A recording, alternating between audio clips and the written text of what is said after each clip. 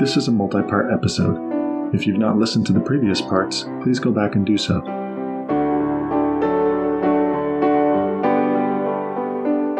In the beginning was the Word, and the Word was with God, and the Word was God. He was in the beginning with God. All things were made through him, and without him was not anything made that was made. In him was life, and the life was the light of men. The light shines in the darkness, and the darkness has not overcome it.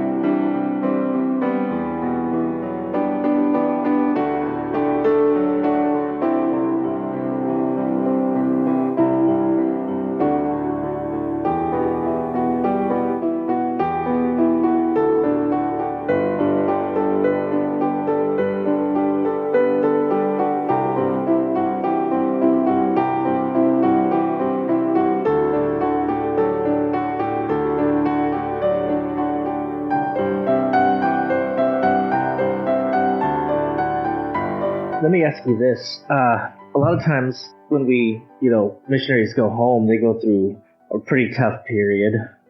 It's hard going from an experience like that back to normal life after 2 years. So I do want to know a little bit about how your exit from the mission was, especially now that you knew French and you had so many missionary points. I'm guessing things were looking up for you.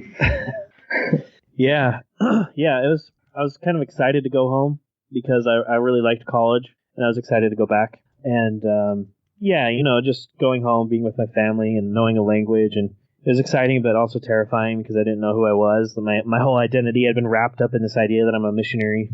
So it was a really rough transition, going home and trying to figure out how you fit in the world. Also feeling like I felt like my calling was to be a missionary. But, you go home and they're like, well, you're done with that now. And they kind of give lip service to this idea of being a member missionary. They're like, oh, well, you're still a missionary when you go home, but it's not at all the same. Every RM can attest to that. It's not the same thing at all. No, it is not.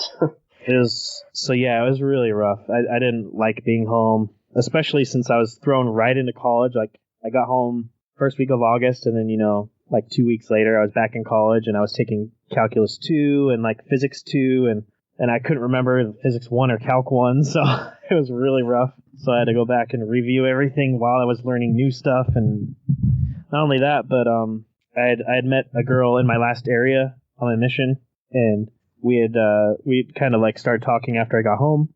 And so we started talking online and talked about a relationship. She was really nice on my mission. Like she was actually a convert, like a recent convert, and but it turns out that it was just I'm not sure if I really want to go into that. It was not a very good relationship. It was she just wasn't the person I thought she was. But anyways, so that didn't work out, and so that added to the stress and the pain of, I felt like I was probably just naive. I was hoping like maybe if we were, first of all, it seemed like we clicked at first, but it didn't work out. But part of me also kind of wished, like, maybe if we dated, I could keep part of my mission, like maybe if we got married, then I could keep part of my mission with me. So maybe it was kind of a naive, idea on my part. But, because I was going back and thinking about all these positive experiences on my mission and was trying to relive that experience. But that didn't work out. And so it kind of fell apart. It was really bad. It was just really, really depressing to think about, that you're home. And I remember asking my bishop multiple times. I was going to my singles ward, not with the intention of, getting married or something, but just because our ward, had a lot of people my age. And so I felt like I connected with them better. I just remember asking my bishop multiple times. I'm like, can I have a calling? Like, I just feel like useless. Can I just do something? It doesn't matter what it is. And it was like months and months before I actually got a calling. And by that time, I kind of just didn't care anymore. So I felt kind of rejected by God, like I wondered maybe I didn't do as good of my mission as I should have, or maybe, especially with the breakup and the stress of being home and just everything all piling up, I just felt like I was just alone again, like I felt like I just didn't have God in my life. So yeah, it was an incredibly difficult experience at that time. I think it's interesting you were talking about asking your bishop for a calling and not really getting one for several months, and then you transitioned to saying that you felt rejected by God. Did you in some ways equate the LDS Church with God, do you think? Yeah, I think so. I think it's natural to feel like, because the church is always telling you there's two paths to revelation. There's the path through personal revelation and prayer, and there's the path through the priesthood authority in the church. So it seems like it's within this authoritarian structure that you can't be completely united to God by yourself. You have to access God through the church. And so I felt like when I wasn't getting this calling and I felt like I was being ignored, and I know the bishop wasn't trying to do that. I didn't put the blame at his. I know that they get busy, and I think it had something to do with my paperwork not transferring over from my home ward. I don't exactly remember all the details, but it just felt like, I being rejected and not getting this calling felt like it was God himself that was kind of pushing me away, and it was difficult to get through that. I'm not entirely sure how I got over it, to be honest. But time heals all wounds. It's kind of a trite statement, but I think in a lot of cases it's true. So I think just getting over the breakup, having space and time after that, and getting through this kind of rejection and kind of just getting back to normal and feeling like, okay, you're not a missionary anymore. Just you're a return missionary. You just got to deal with it. You just got to get over it. You're not going to be able to go back and do that again. But what's funny is I still to this day, I'll have dreams of getting off of a train and I'm in France again, being a missionary. Like it's so strange to think about that, because I've been out of the church for a couple of years now, but it's just something that it's just part of my psyche, like when you're for 2 years, you're doing the same thing day in and day out, and that's all you ever want to be. It's like, it's a part of you, you can't get rid of that. It's like in your soul. So I'm grateful for my mission experience, and the transition coming home was difficult, but I don't regret it at all. It's just kind of a shame that looking back now, I wish I could have had a similar experience, but anyways, I'll go more into that. So, we joke about you being the nuclear Calvinist. I'm just kind of curious, because you came home from your mission, you went back to school. Where were you going to school at the time? What were you studying? And I'm assuming it was something leading into the field that you're in today. Mm-hmm. Yeah, when I went to college my first year, my intention was to become a programmer. So I was a computer science major, and I was attending Weber State University, which is in Ogden, Utah. And it's a really good school. It's a kind of a smaller school, but it's a teaching university. They don't really have dedicated research faculty there. Maybe some programs, but they have a few master's programs, but they're typically professional. So the focus is really on teaching. So the professors there are there because they want to teach, and that's what I really liked about it. Interesting enough, a neighbor of mine I grew up with, Brandon Burnett's actually a chemistry professor there now, so it's kind of crazy. He's my age, and he graduated with a PhD in chemistry. So shout out to Brandon, but Dr. Brandon, sorry. But so I was going to Weber State University.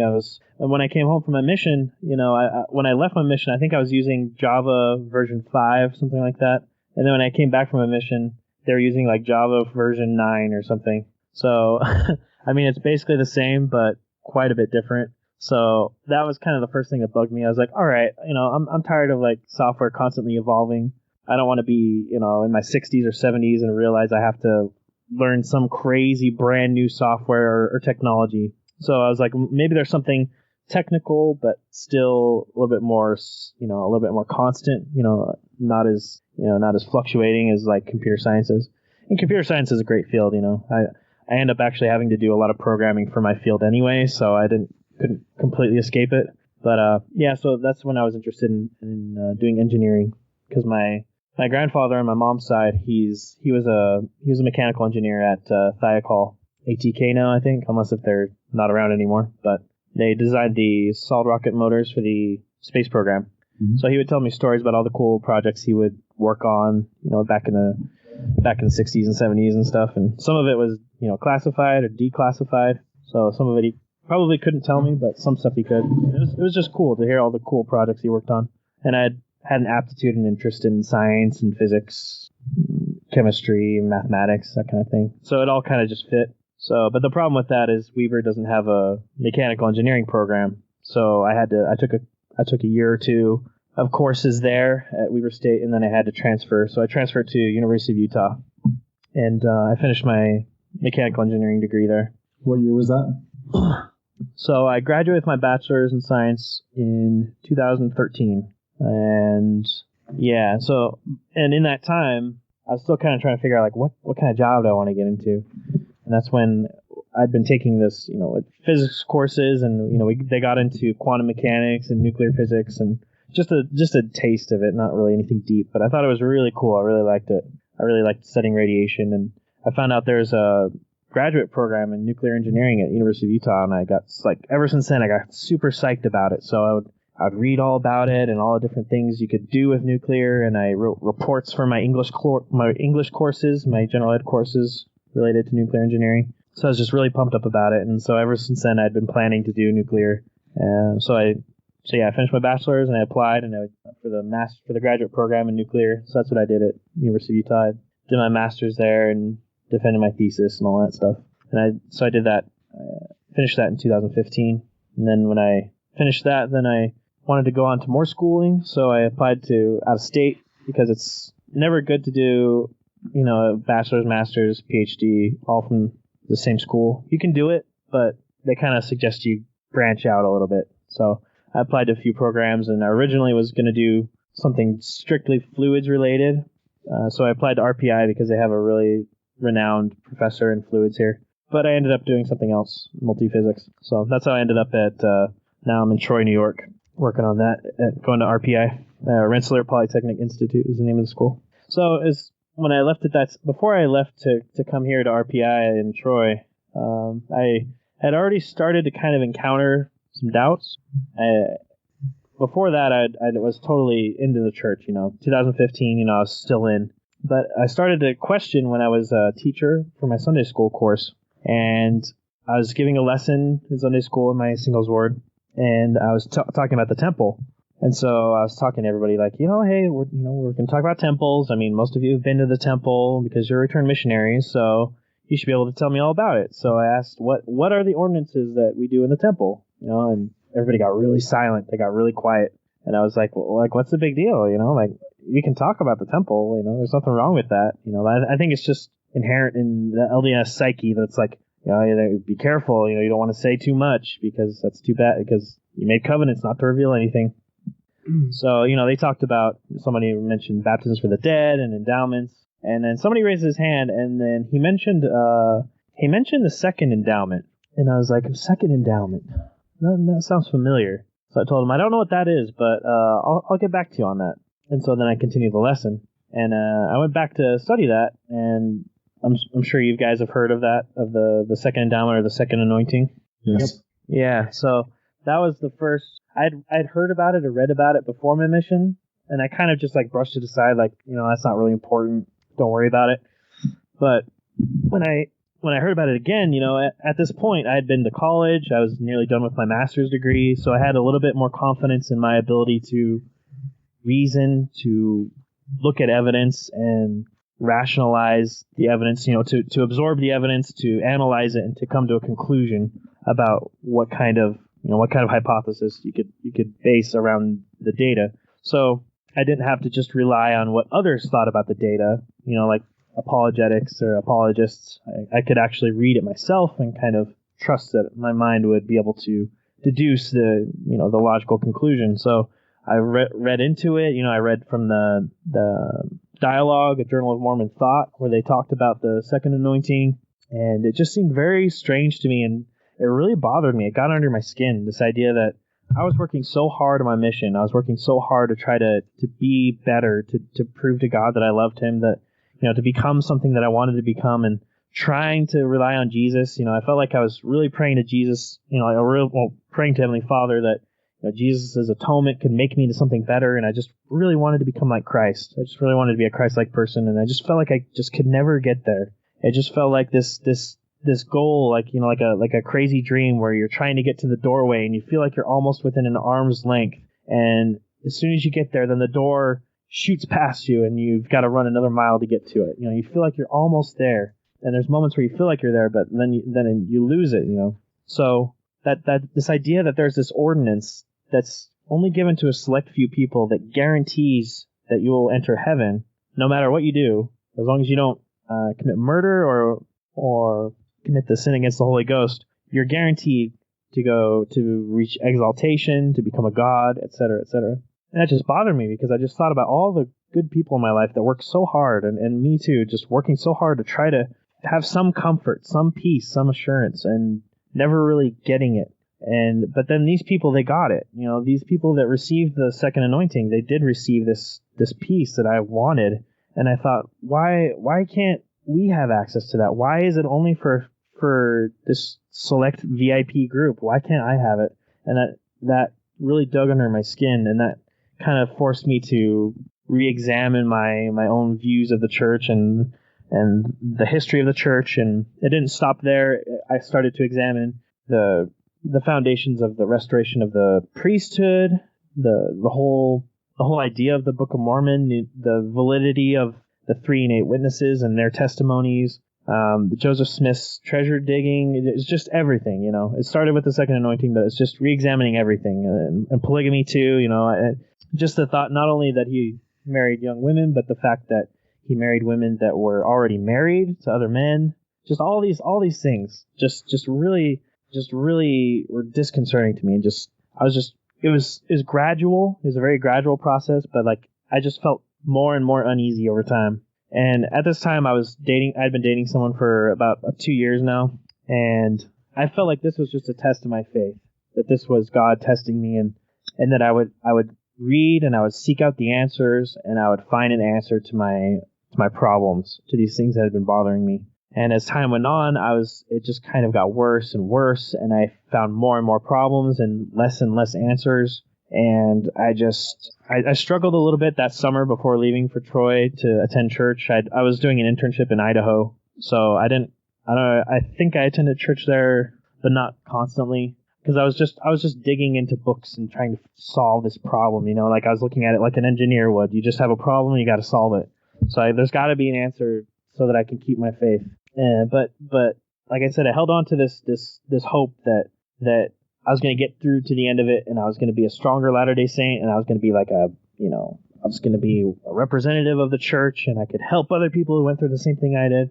And then by that time, I'd been engaged to be married to the girl I'd been dating at that time. And so I had this incentive to want to find answers, and I worked really hard at it. So even when I moved to Troy, started my doctoral studies here, I was spending most of my free time just reading, just digging into any books I could find, anything I could find. And it just kept getting worse and worse, and it was more and more difficult. And I just was not finding that resolution that I was hoping for. And I got to a point where I realized this may not get any better. That hope that I held on to, that I could keep my testimony, I thought I might lose it. I might lose my testimony.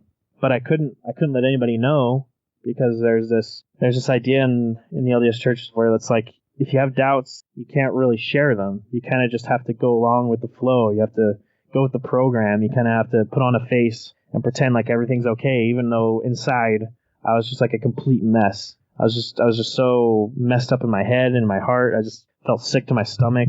It was just a really bad time. So it had been after about a year and a half, I've kind of started digging into this stuff, where spring of 2016, I was preparing for the marriage, and she said, are we still getting married? And I'm like, I want to, I just got to hold out, God's going to give me the answer I want. And I don't remember exactly what spurred it off, but just reading quotes from Brigham Young and, changes to LDS doctrines, and just all of this stuff just builds up, that shelf just gets heavier and heavier. And just one day, the stress of that, plus the stress of school and exams and things like that, I just completely cracked. I just completely had a mental breakdown. I just told my fiancee, I told her, I can't do this. I'm done. I can't handle this anymore. That's pretty much all I said. And I told my mom, I told her, I'm like, I can't remember exactly what I said. It was something like, whatever happens, Mom, just know that I love you. Kind of a really cryptic message. And I shut off my phone, and I was just in just complete despair. And I think it was almost like a movie, I think it was raining that day. I'm pretty sure it was raining that day. And so, I was walking home in the rain. I'm just like, why God? Why? I can't believe that I've been lied to. I felt like my shelf had cracked. I'm like, the church can't possibly be true. It's there's too many logical contradictions.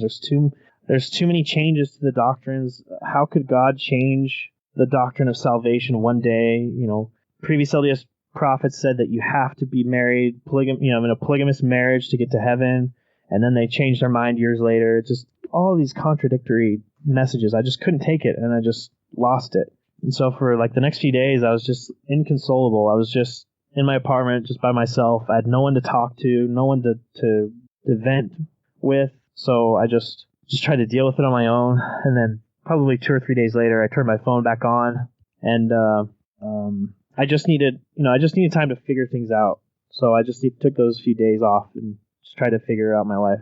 And when I turned my phone back on, I had about like 20 messages, 30 messages in my phone pop up all at once. And then I got a phone call right when I turned my phone back on, like right at that instant. I don't know if it was Providence or what, but my friend called me and he said, "Bro, are you okay?" And I said, "Yeah, I'm all right." I didn't know that he knew about my mental breakdown. So I was like, "Yeah, I mean, I'm not really good right now, but I'll be okay." And he said, "Yeah, man, it's really hard to, really sad to hear about what happened." And so I was confused. I was like, "Well, like, what are you talking about?" And he says, "Yeah, so, I'm really sorry to hear. So when did you find out that your fiance broke off the engagement?"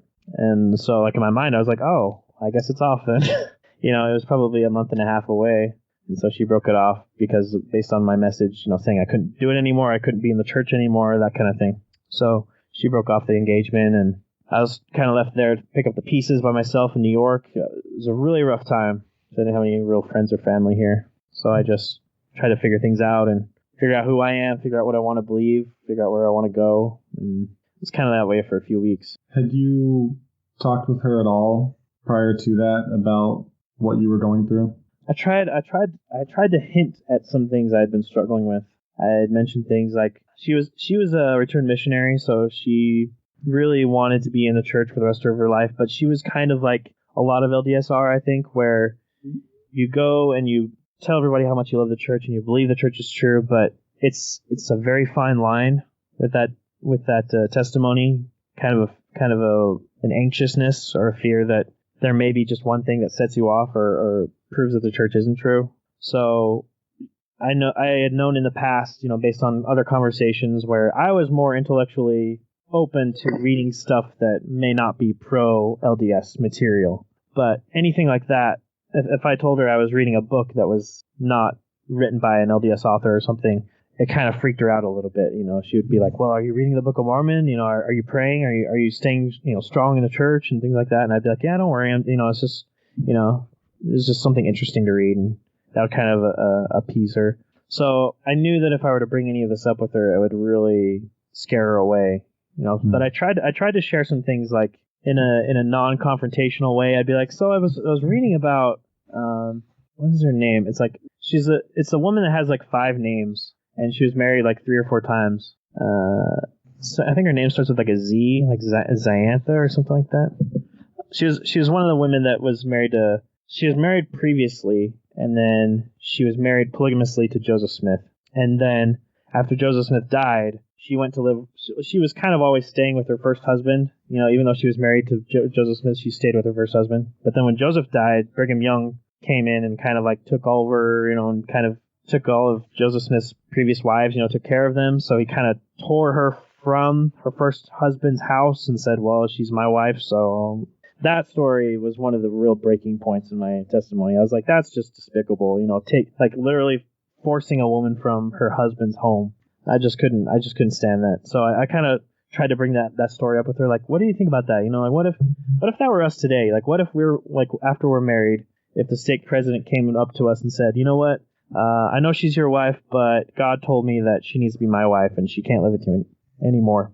And I was like, wouldn't that be really crazy? And she said, "Well, I don't know." She didn't really want to talk about it. She was trying to avoid it and didn't really want to think about it, and kind of just said, "Well, that's part of history. You won't have to worry about it now. It's done with. We don't practice polygamy." So I tried to bring stuff up with her, but I knew after that conversation that she just was not, like her shields were up. She was just not willing to talk about anything. So that was part of why I kind of exploded emotionally and mentally, is I just had no outlet. I had no one to talk to about this stuff, and no one here in New York knows anything about Mormonism, So they're like, "I don't know. Yeah, it sounds kind of weird to me too, if I brought anything up." So yeah. So after that point, I'd briefly felt it, like I was like, considering all options, like, am I going to become an agnostic or an atheist? But at that point, I was like, no, like, thinking back to my mission and other times, I'm like, no, there's too many times where I felt like God was there in my life, either emotionally or just felt like I'd been protected or felt like God had interceded in my life. There's no way there can't be a God. Like, that's just preposterous. And kind of try to figure out what to do. And so I was trying to deal with all this information. After the emotional explosion, I was like, okay, I think I can make this work. Maybe I can stay Latter-day Saint. Maybe, but we'll see. I'm open to options. So I think I'm an intellectual guy. Like, I feel like God's blessed me with a certain level of logic, by His grace. So I started listening to debates on YouTube. So I was like, well, maybe I'll consider other Christian religions. So I just Googled like Christian debate or something like that. And I came across one of Dr. James White's debates with Father Mitch Pacwa. It was either on the papacy or the Roman Catholic priesthood was the first one I listened to. And so that introduced me to kind of like Christian theology and versus Catholic theology. And I just love debates. So like I just watched a ton of them on YouTube and started reading books and things like that. And I just found it very intellectually stimulating. And I was like, like maybe I can make something out of this, like maybe I can stay LDS and like make it work, like sure, I won't believe this other stuff. Yeah. But like it's a personal experience, you can do what you want with it. I kind of tried to go the subjective route, kind of tried to ignore the parts that I didn't like and just keep what I liked. But it was still difficult because that didn't really fix the problem. I still felt like I was a sinner that needed to be saved. I still felt like I didn't know what to do. And I'd been introduced to the Trinity. I'd started reading stuff from James White and watching his program, The Dividing Line. And so like I started to learn a little bit about Christian theology and even Reformed theology. And it kind of just grew and grew, like this need, this hunger to just be saved or just to know God. Because I was like, I don't know if God is the Mormon God. I don't know if it's the Christian God. I don't know what He is, but whatever He is, I just need to be saved. And so I just felt this icky, this gross, this just heavy feeling for days around the summer of 2016. Just kept growing again, like that same kind of just gross feeling I had when I was studying LDS church history. Just felt like just gross, just like I just need the Lord. And so I remember kneeling down to pray in my apartment and going to God in prayer and saying, God, I don't know what you are exactly. I don't know who you are. If you're the LDS God, if you're an exalted man, I'll believe that. If you're the triune God, I'll believe that. I don't care what it is. I just cried out to God and said, just please, just save me from this despair, from these sins. I want you to save me. Just cried out to Him, and I just felt so disgusting and just felt like I just needed Him. Just needed Him to pull me out of this mire that I was caught in. And I felt like I'd had spiritual experiences in my life, but at that moment I had an experience I'd never had before. It was just like walking through a waterfall where you're just you're covered in mud, you're just disgusting and stinky, and you're just completely weighed down. And like I felt like I was just walking through a waterfall, and like all that mud and all that filth and that muck was just washed from like head to toe. Just all that fear, that anger, that guilt, the unsurety, the uncertainty, all of that was just washed away instantly, and I just felt just pure joy. And I'd never felt anything like that before. I went from like being completely tired and just run down and just like almost spiritually dead to just feeling like I was a completely new person. Like I just had energy. I was just running around my apartment just feeling so completely ecstatic. It was probably like 2 or 3 in the morning, but I felt like it was 1 in the afternoon. I just had so much energy, and I just remember lying on my bed and just thanking and praising God, and just felt like this was the answer. When I was studying LDS church history, I wanted this answer, and like I was wanting this answer to just assure me, and I wasn't sure where to go after that, but I just felt like God had connected with me again, but really connected with me in a way that I'd never had before. And so I just went to bed praising and thanking God. And the best way I can describe it is like the next 2 or 3 days is like I was just floating on a cloud. Like everywhere I went, I just felt like I was up in the air, like I was just floating around wherever I went. I just had this skip to my step. I just had this energy that I'd never had before, and I just felt like as a completely new person. And even though nothing changed, I still went to the same lab. I sat at the same seat. I had lived in the same apartment. It just felt like I was just completely different. I just had a desire to just want to know more, just want to learn more, and I didn't know I didn't know if I was going to be LDS. I kind of felt like maybe this is the answer I wanted. Maybe I'll be able to serve a mission. I can get it. Like as a senior missionary, I can get right in the temple now. I didn't know. I was just excited for whatever was coming. So I waffled. I was trying to figure out where to go from there. Seek God's guidance. So I kept reading. Started getting really into Bible commentaries. I started getting really into Bible commentaries and study Bibles and watching debates. And I watched James White's program. So he's Reformed, and he would read passages like John 6, and he would say, no one can come to the Father, no one can come to me unless he is drawn by the Father, and if he's drawn, and if he comes to me, then he will be lifted up at the last day. And so then James White would describe that from the Reformed perspective, and I'd be like, there's no way that's true. I try to prove it from like a Mormon perspective that he was wrong, and I couldn't disprove him, but I wasn't willing to accept what he said either. I'm like, well, that's what the text says, So I would read it, and that's I was like, well, I'm not really quite to accept that. Then maybe there's a different interpretation I can go with. But so I kind of put that on the back burner, and I considered, after watching Mormon stories a lot, I watched the Hamer. What's his name? John Hamer. John Hamer. Yeah, thank you. I watched his Mormon stories where he talked about how the community of Christ can be a place for doubting Mormons to go. If they feel like the LDS Church isn't right for them, and it's kind of a transition place to go. And I was still kind of unsure about the Trinity, but it seemed to make sense. Over time it started to make more sense. And then so I considered for a time going to the community of Christ, but after that I was trying to rekindle that relationship with my former fiance, and there was a possibility that that we could still get married. So that was kind of a temptation too, I think.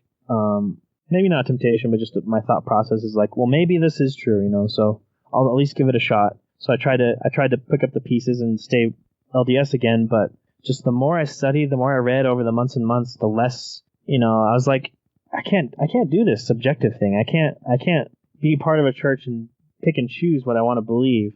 It's either true or it's not.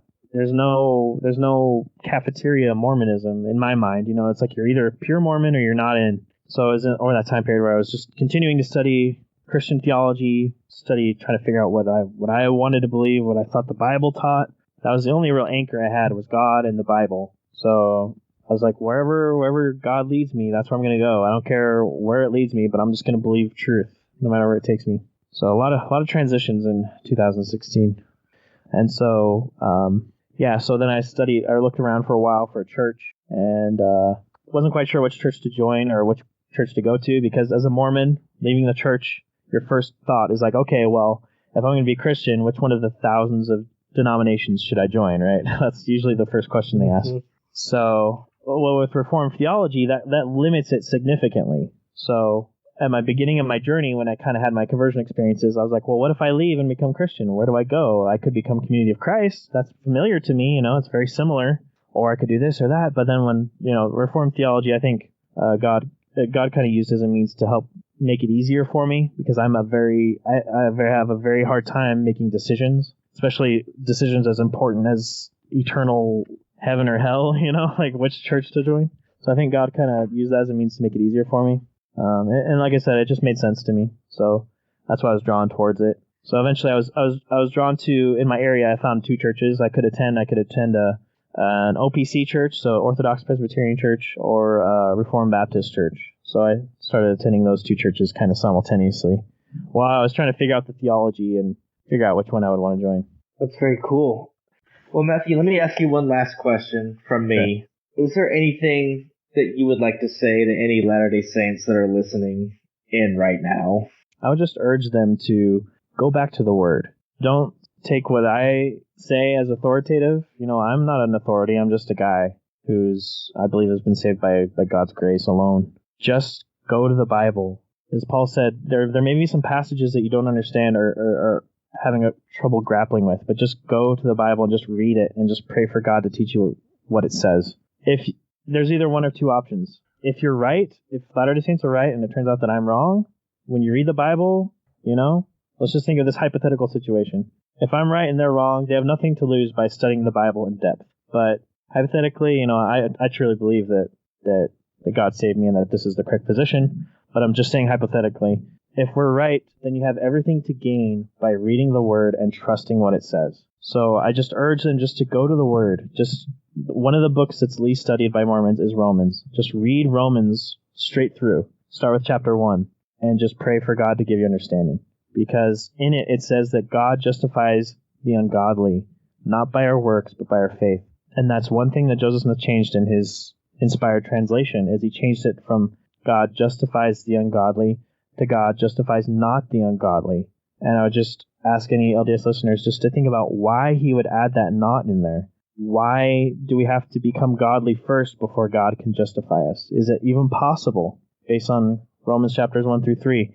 Can we become godly by our own works and then God justifies us? How is that even possible? It says it's just go back to the Word. Just read it, pray on it, have God bring you understanding. And if there are Latter-day Saints that are already doubting, that are already, kind of heading out of the church, just don't feel like every church is now a lie. That's a lie that the church told you. It's not. One is true and the rest are false. The point is not which church is true. The point is, how are you saved? How do you come to know God? I don't believe that my church is the only true church. I believe that Christ is the way to salvation. It's a relationship with Him. Go to Him in faith. It's not about finding the right building or the right theological construct. I could be wrong. I could be wrong in my belief of Calvinism or as a Reformed Baptist. I could be wrong. But what matters is Christ. That's the thing that I'll hold to.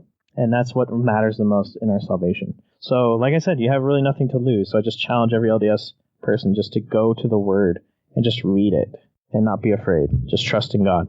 Amen.